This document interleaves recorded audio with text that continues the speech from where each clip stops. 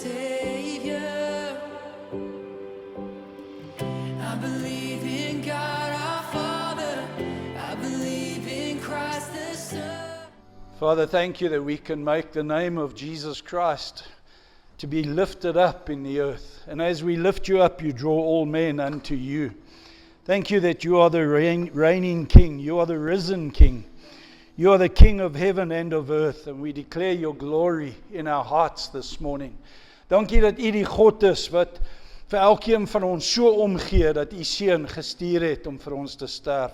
Dankie dat as ons vanoggend na die Palm Sondag kyk en ons besef u was op 'n missie, u was op pad heen en niks se jou gekeer het om Jerusalem in te vaar daai Sondagoggend of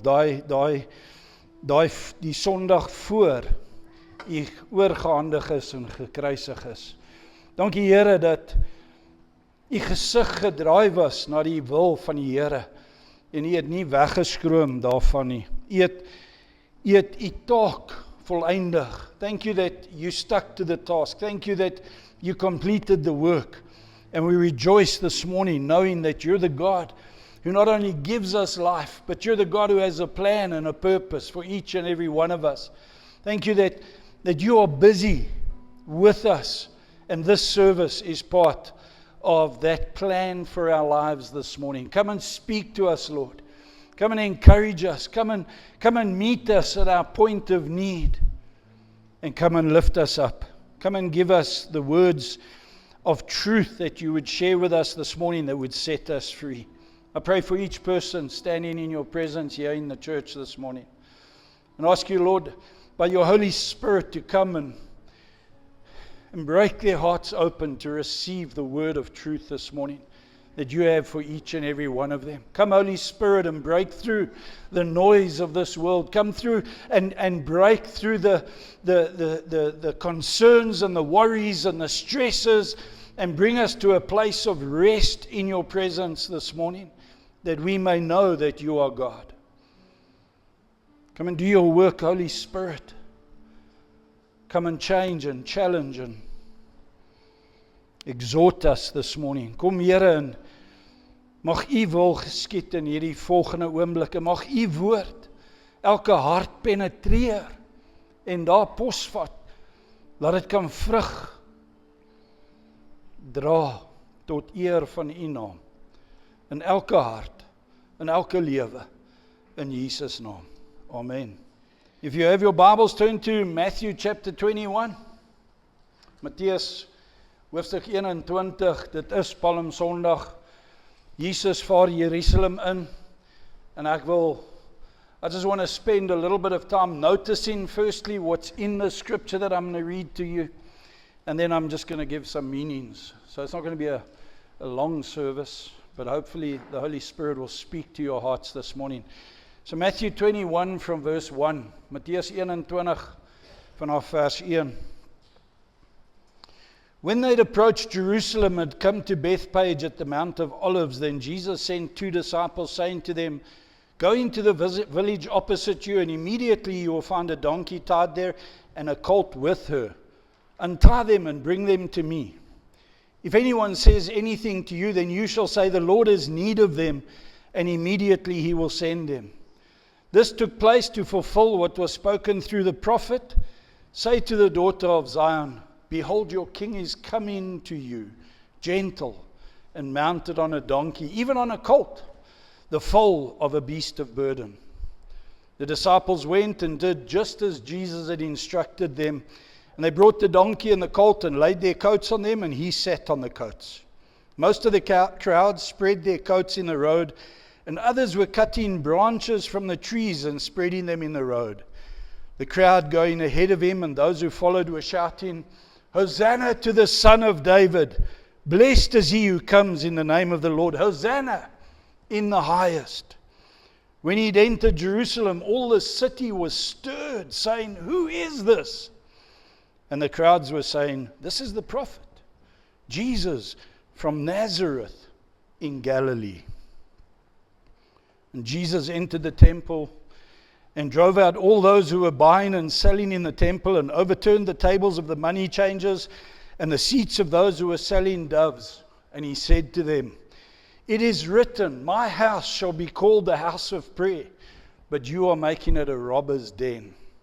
And the blind and the lame came to him in the temple, and he healed them.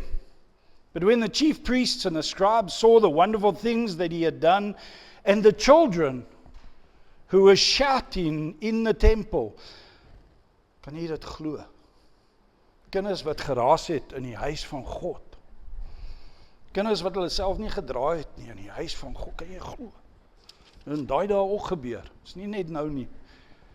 Presies.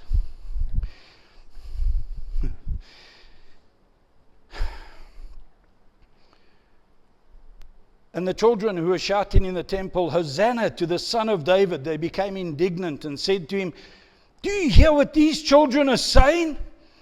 And Jesus said to them, "Yes.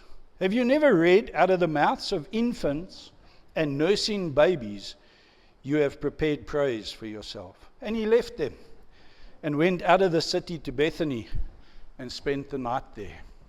Now let's just observe three things that take place in what I've read to you. Kom ons kyk net na drie goed wat ou moet eers oplet wat besig is om hier te gebeur.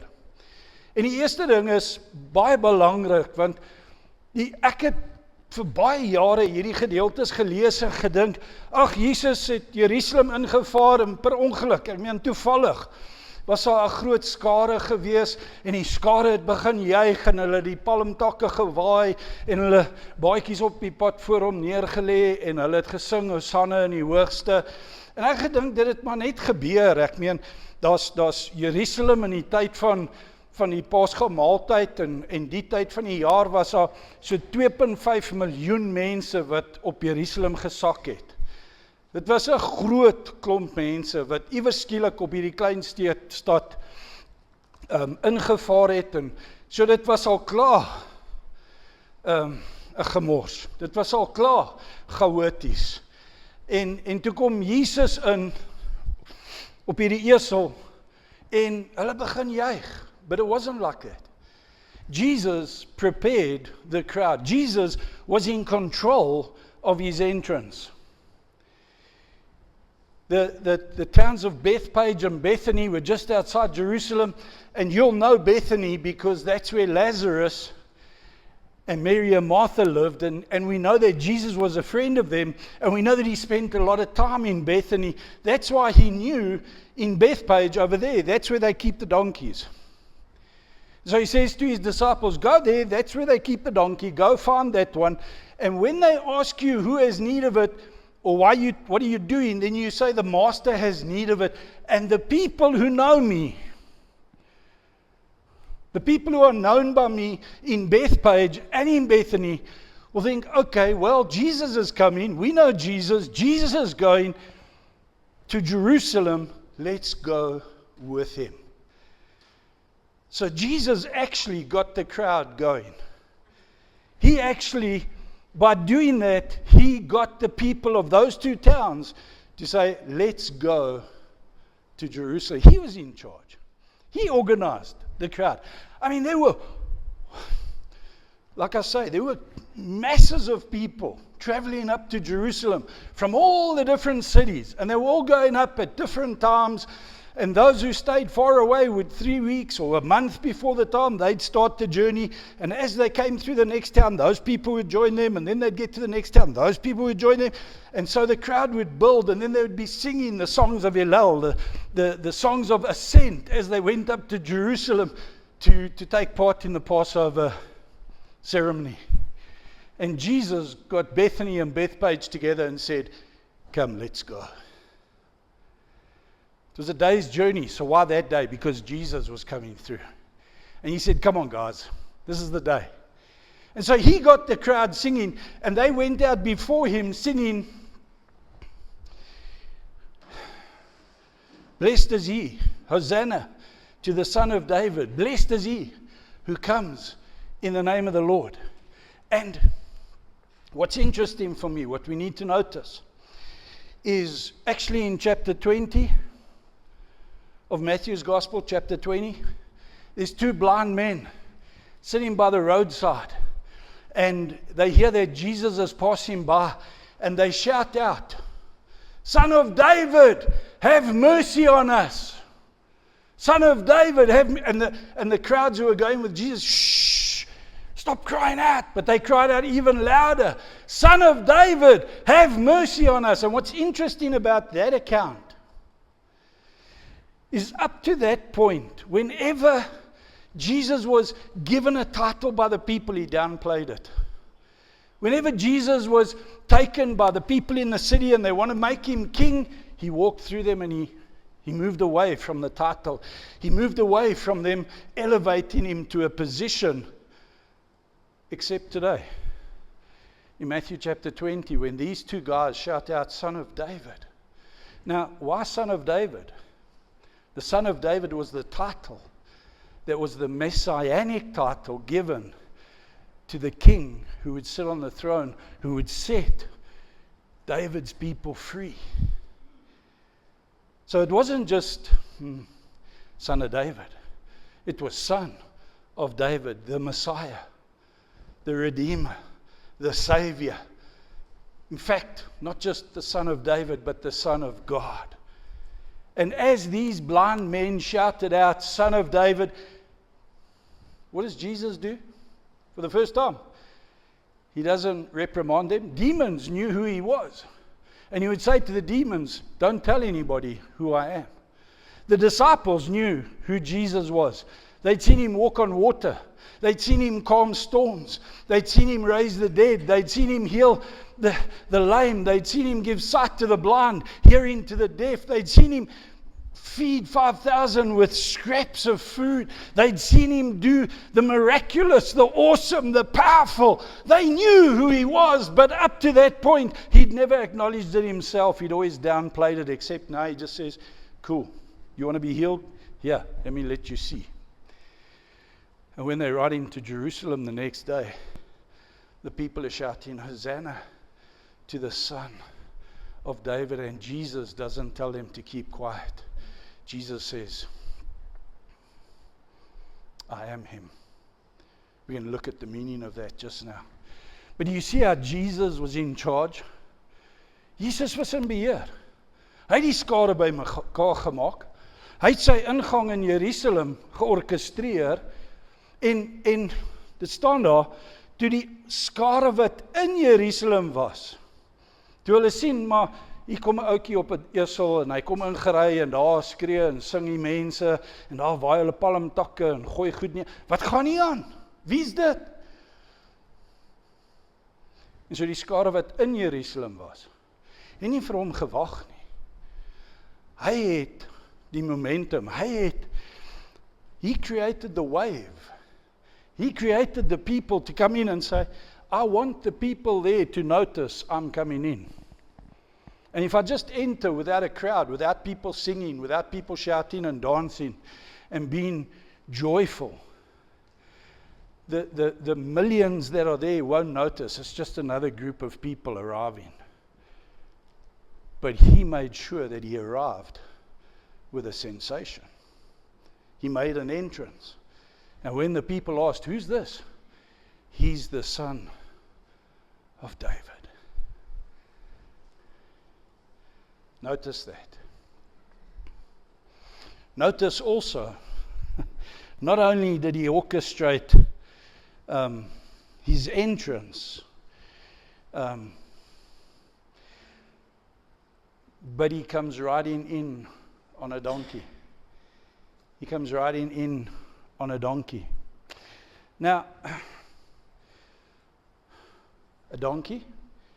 Well, Genesis 49, verses 10 and 11, listen to this. Excuse me.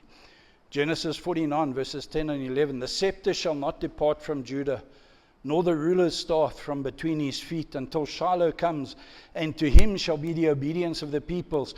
He ties his foal to the vine, and his donkey's colt to the choice vine. He washes his garments in wine, and his robes in the blood of grapes, referring to what happens, or what we're told about in Revelation, with the second coming of Jesus, with the rapture and the judgment day. but it refers to him coming in on a foal, on a donkey, on a colt. And then, of course, Zechariah 9 verse 9. Rejoice gently, O daughter of Zion. Shout in triumph, O daughter of Jerusalem. Behold, your king is coming to you. He is just and endowed with salvation, humble and mounted on a donkey, even on a colt, the foal of a donkey. So, Jesus comes riding in on a donkey. A king would come riding in on a horse, on a steed. But a king would also come riding in on a noble creature called a donkey if he came in peace. If he came riding in on a horse, it would be to declare war. It would be to say, I'm a king worthy of notice and I'm coming to fight you. But if I come riding on a donkey, because I'm a king, I'm not going to walk into your town. I'm going to come riding in because I'm a king. But if I come in on a donkey, I come in peace. So Jesus rides in to say, I'm bringing peace to you. So he orchestrates the crowd. He gets them together to make the entrance that he makes. But he comes riding in on a donkey that says, I'm coming in peace. So look with me at verse 5. Kyk saam met my, vers 5. En hier's my 3 punte vir vanoggend.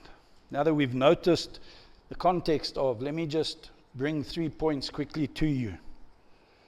Say to the daughters of Zion, behold, your king is coming, gentle and mounted on a donkey. Let's look at those 3 points. Your king. Behold your king. Behold your king. Second point, gentle. Behold your king. Gentle is coming to you. Those are my 3 points for this morning. Behold your king. Jesus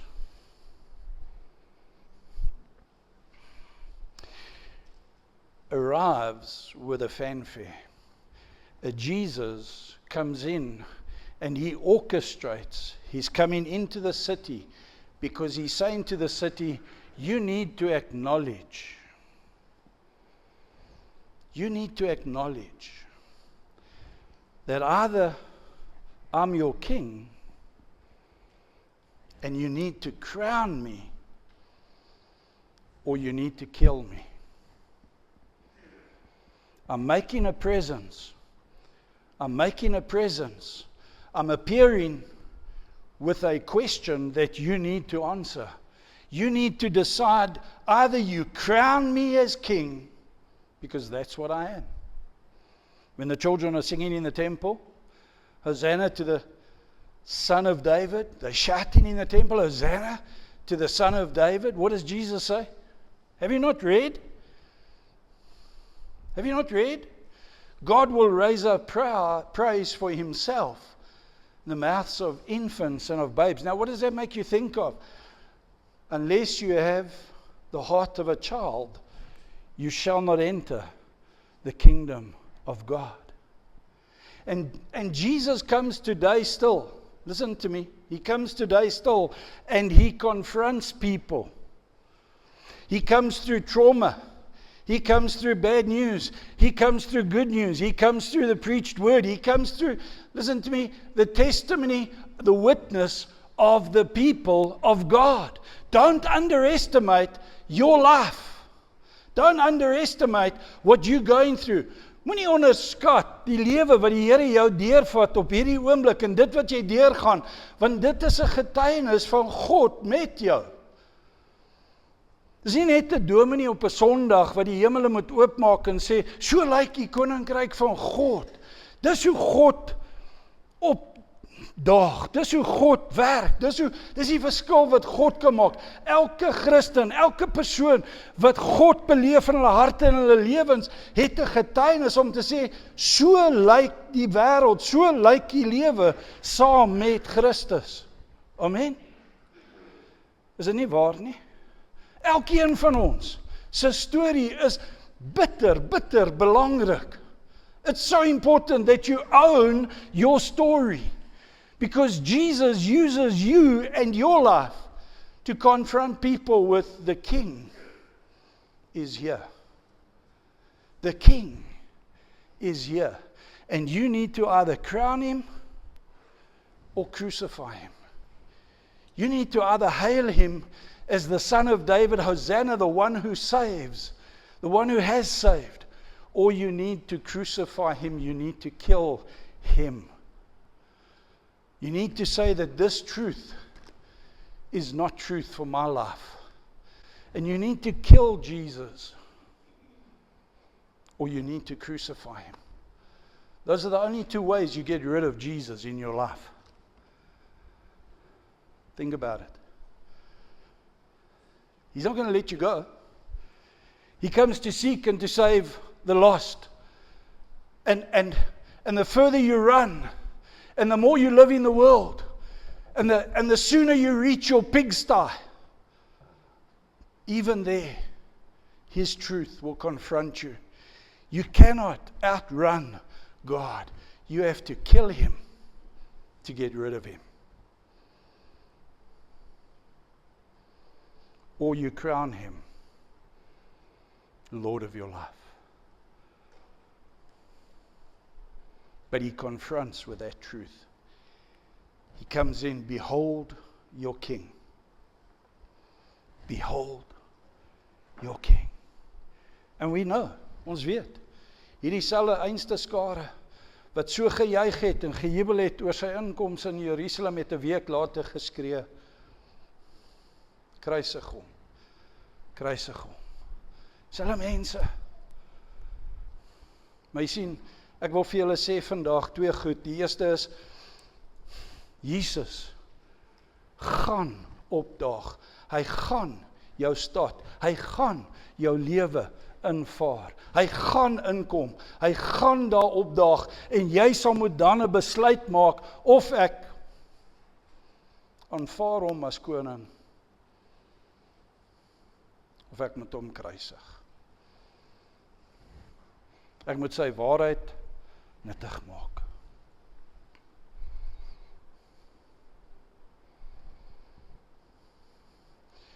What's so awesome about Jesus' authority as king is he comes in humble. Hy kom nederig in, but he's not modest. Do you see that? He comes in humble, riding on a donkey, accepting the praise, but he's not modest, because what does he do? Verse 13 says he goes to the temple and he walks in there and he says, with the authority as king, he drives out those who are bartering. He turns over the tables of the money changers and those who are selling doves, and he cleans up the temple with an awesome authority, and he says, have you not heard that my house, it's interesting there, he doesn't say my Father's house, he says my house will be called a house of prayer, and you've made it a robber's den. That's authority, that's power, that's humble, but that's not modest. That's not saying, well, you can do whatever you want to because I'm just a floor mat and I'm just being the least in this. And that's where we make a problem. That's where we make a mistake. With the authority that's given to us to testify about our story. Our story is a humble story because it reflects Jesus Christ, but it must never be a modest story. It must be a story of victory. Dit moet 'n oorwinningsverhaal wees.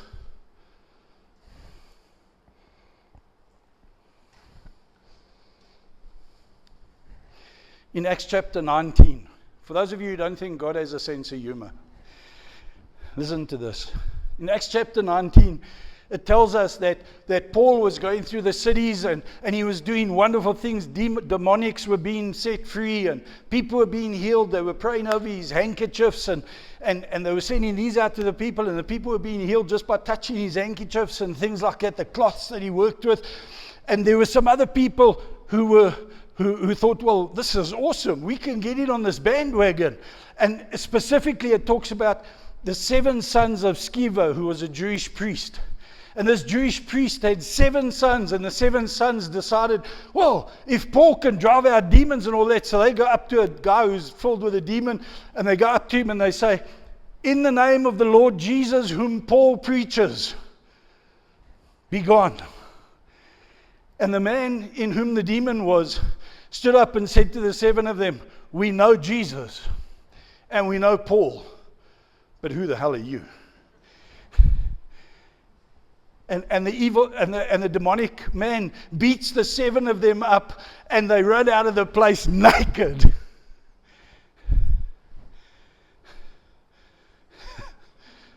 Isn't that awesome?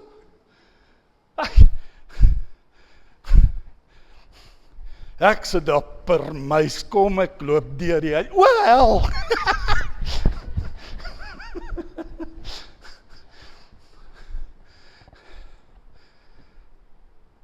Jesus' authority, the authority of Jesus, is not imagined. It's not magic. You don't use the name of Jesus and you suddenly get power. The power of Jesus is real. And in that power, he comes and he cleanses a temple. And you and I can't play magic hocus pocus with the name of Jesus. We need to have a life that declares, he is my King. He is my Lord. Hy is die een wat in beheer is van my lewe. Dan kan ek met die autoriteit van die Here van my lewe, dan kan ek in die naam van Jesus opstaan, soos wat Paulus gedoen het. Paulus het ook geskryf, die lewe wat ek nou leef ek in geloof in Jesus Christus. Ek leef nie meer nie. Maar die lewe wat ek nou leef in geloof, leef ek in die naam van Jesus Christus. Dit moet ons lewens wees, want hy moet koning wees van ons lewens. Voordat ons met sy krag, sy mag, sy autoriteit die lewe kan omvat. And then our testimony, then our witness becomes powerful, and we won't look like the sons of Sceva. We won't lose our clothes every other day.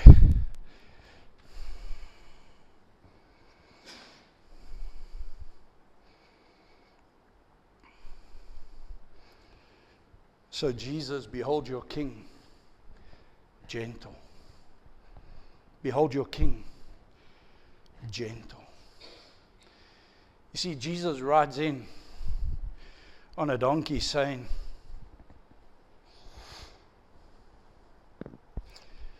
in order to be saved, you need to die. We think with our strength, with our wisdom, with our cleverness, with our intellect, with our ability, with our talents, with our what we've put together. Sin is the servant putting himself in the place of a king. Salvation is the king putting himself in the place of a servant.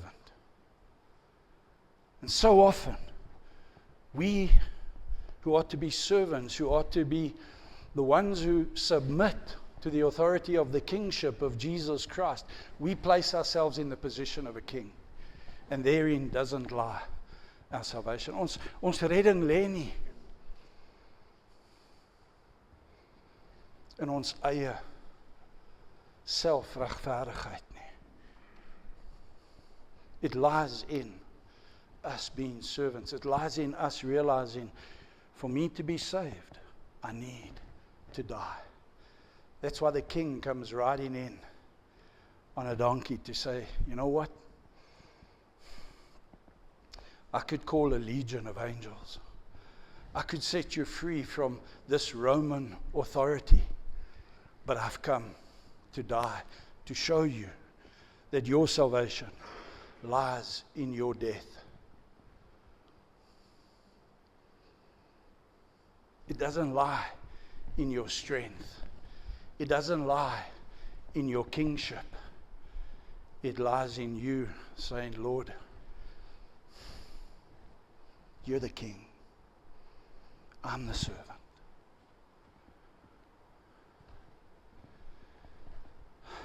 Behold your king gently coming to you. En I want to encourage you. Ek wil julle bemoedig vandag. Ek wil vir julle sê, ons leef in die wêreld leef ons in 'n baie interessante tyd. Daar gebeur nou goed wat, wow. Dis eintlik 'n seën om in sulke tye te leef. Die wêreld is nie meer valgrys nie. Dis nie meer status quo nie. Dis nie meer gister is dieselfde as vandag, want jy weet nie hoe gaan Trump wakker word nie. En wat gaan hy vandag aanvang nie.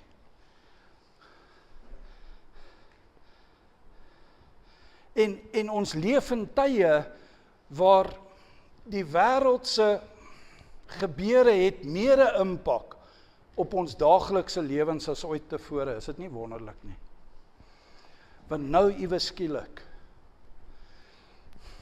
is my gemak so 'n bietjie geskit. It's not same old, same old. It's getting down on your knees and praying and saying, Lord, I hear this, I hear that, I hear rumors of war, I hear economies failing, I hear blackouts, I hear food prices, I hear famine, I hear death, I hear destruction, I hear all these things, and guess what? It is going to have an effect on how we live. But can I say to you today, just as Denham said, and just as Esty also spoke, your king is coming. Your king is coming. He's coming into your life. He's coming into your situation. He knows where you are. He knows who you are. He knows what you're going through. He knows you. And He is coming. Your king gently is coming to you. Hang in there.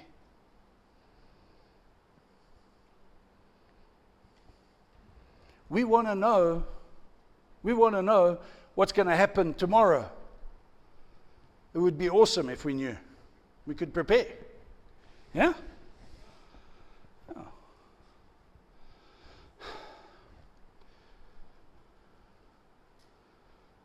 Unfortunately, for some of us, we don't want to actually be in tomorrow because it's not going to be what you thought and it's not going to be good news. And what's coming tomorrow, you're not prepared for. But guess what? Your king is going to be there. Your king is going to be there. He's coming. Your king is coming. Oh, Sean.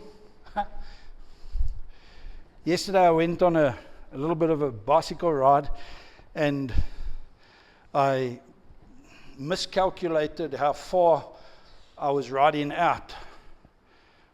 And I planned to only do about 35. And by the time I got home, I'd done 44. And mentally, I was prepared for 35. And so everything after 35 meant that from my bum to my hips, to my legs, to my shoulders, to my neck, to my head, to where my helmet fits, everything got sore, and everything was screaming to me, phone your wife and let her come and fetch you. You don't have to finish this.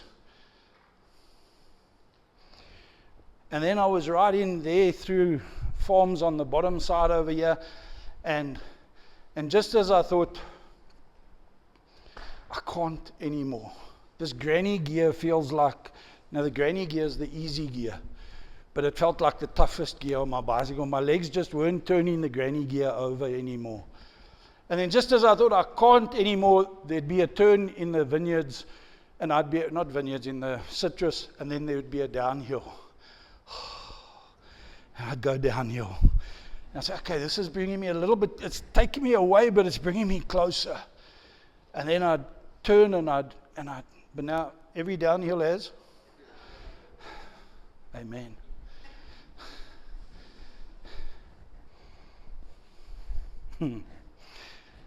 I got home. I made it. 44 Ks, and I never phoned my wife. In fact, she phoned me in Hardorf Street, and I never even answered. Because I couldn't let go the handlebars going up Hardorf. I would have fallen. So the phone rang, and I just ignored it, and I just rode. And when I got home,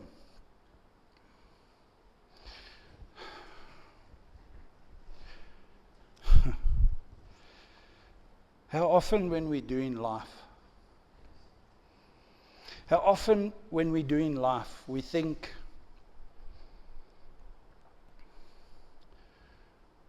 35 is my limit. I just can't anymore. And at 35, God's supposed to come and help you. At 35, you should suddenly, your bike should be transformed into an e-bike with a full battery. At 35, a miracle must take place. And God says,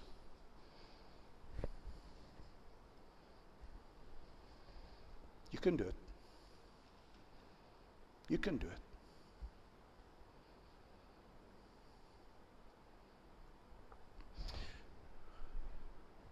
Because your King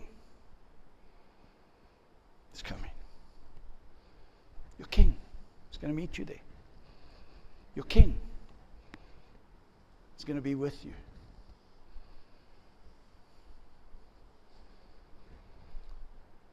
And you know what's so awesome? When Jesus entered Jerusalem, he orchestrated a crowd. He got a group of people together and he said, I want you to praise me. Think about where he was going. Think about where he was cycling at that point. He was riding in to be betrayed, to be beaten, to be mocked, to be crucified. And what did he know he needed? Come on. Do we need one another, church? Do we need one another? We need to sit here and say, not behold your King, behold our King is coming.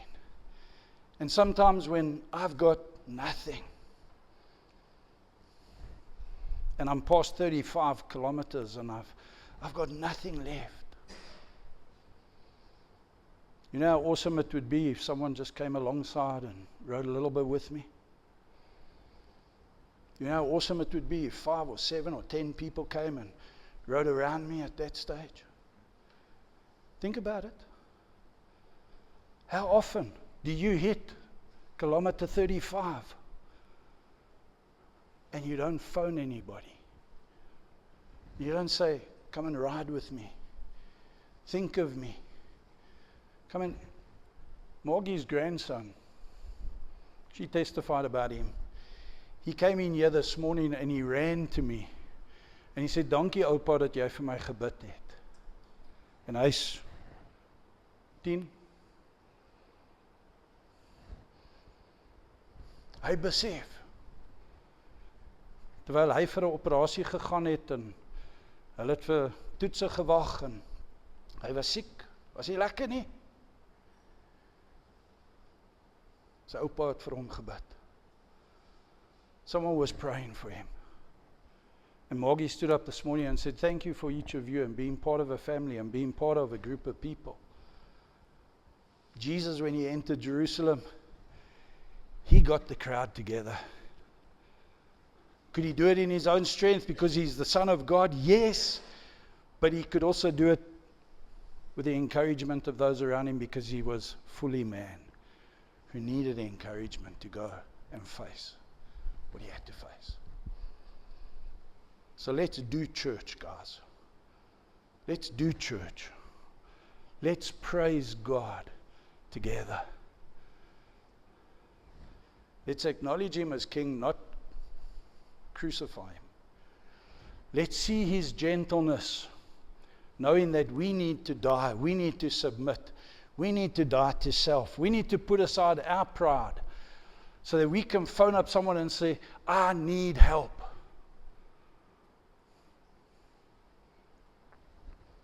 And let's do it together, because our King is coming. Father, thank you for your word to us this morning. Thank you for each person that's here. Thank you for the ability to praise your name openly and freely. Dankie dat ons u naam kan groot maak in ons harte. Dankie dat u die God is wat sê, hierdie lewe moet jy nie alleen doen nie. Verklaar, ek is koning, verklaar.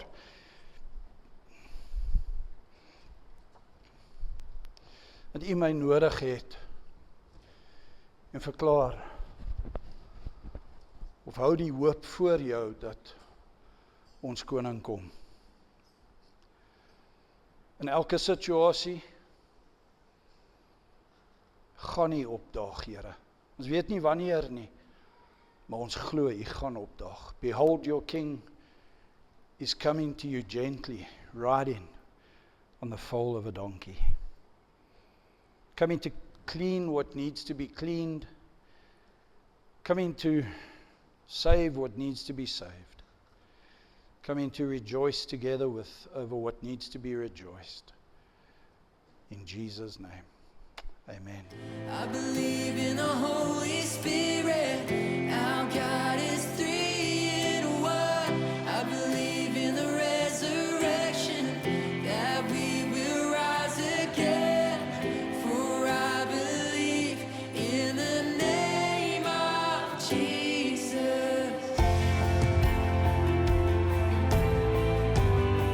In the name of the Lord.